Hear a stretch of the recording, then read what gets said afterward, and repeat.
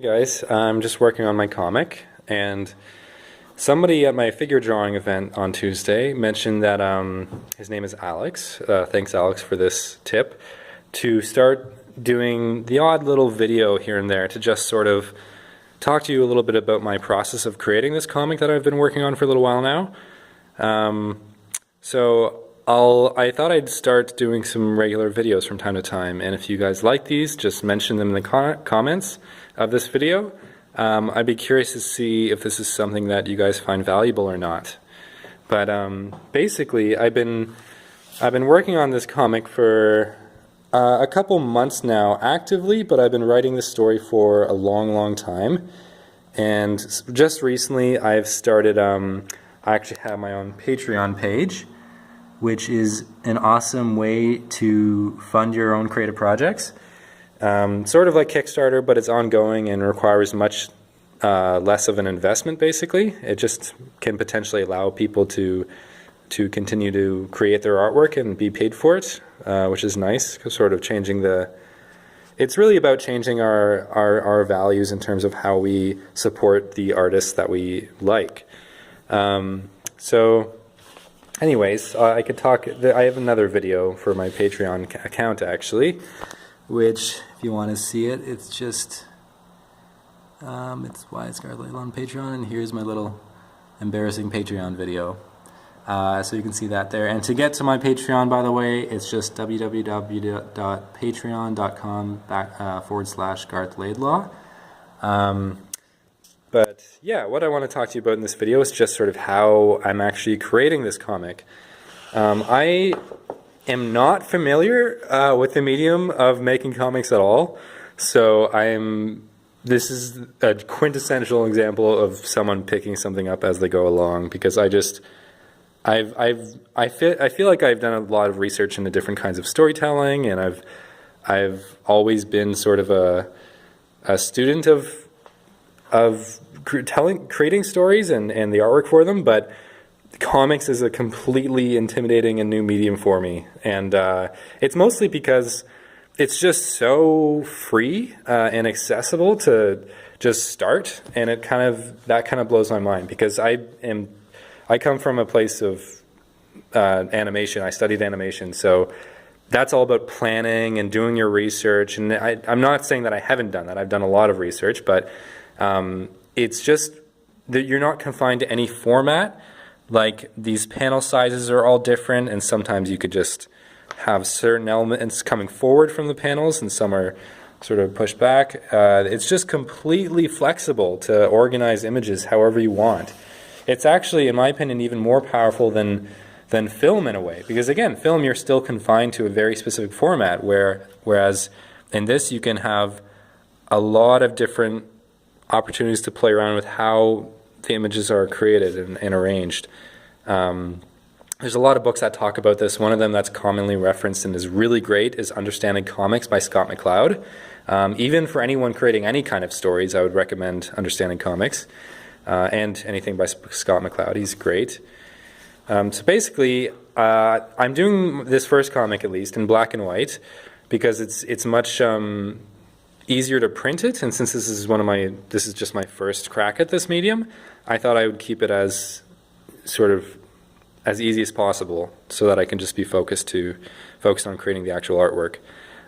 So a little bit about me: I really love sci-fi dystopian fiction, like 1984, Blade Runner, things like that. Like, I really love this kind of stuff.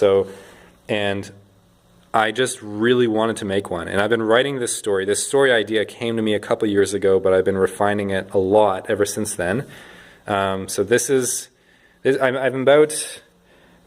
about 9 pages in right now, but I've skipped a couple. I'm gonna I don't know what process you're supposed to go through to create a comic, so I'm just doing what makes sense to me.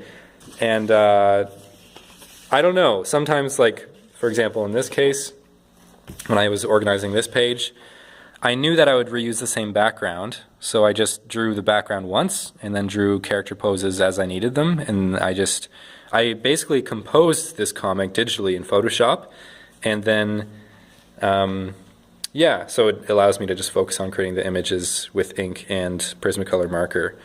But I don't know, I thought I really want to get the word out about this because I'm absolutely loving this medium. I think I wish I had actually knew that I loved making this sooner, so that I could have gotten started years ago and failed earlier. But I guess it's all going to happen now in my first more serious work. But yeah, I don't want to tell you too much about the story in this, but mostly just about the process. So basically what I'm doing is I have the dimensions of a typical comic book laid out on this big sheet of Bristol paper. Bristol paper is pretty commonly used in comics, and then I just map out a typical 9-panel comic, which is, so a 9-panel comic, the panels are roughly this size. And then there's 3, 6, 9 as it goes down. But as you can see, there's certain panels that I'm making a lot bigger. And on this page, for example, I'm completely breaking the typical panel sizes and borders and whatever else. I'm kind of just, it's completely by intuition right now. I'm sort of reading about the process of creating comics as I do this, but most of it is very intuitive right now. So if you guys have any tips, I would love to hear them in the comments so that I can get better at this. I've done a lot of figure drawing the past couple of years since I run some local figure drawing. So I feel like I'm fairly confident with figures, but again, I'm still finding areas where I can improve, and I think that's going to be pretty constant forever. I'm always going to be, obviously we're always most critical of our own work. But so basically I grid out the page for the typical 9-panel comic, and then I do a lot of sketches beforehand in my sketchbook, but then sometimes I just end up changing it completely by the time I get it to the comic book page.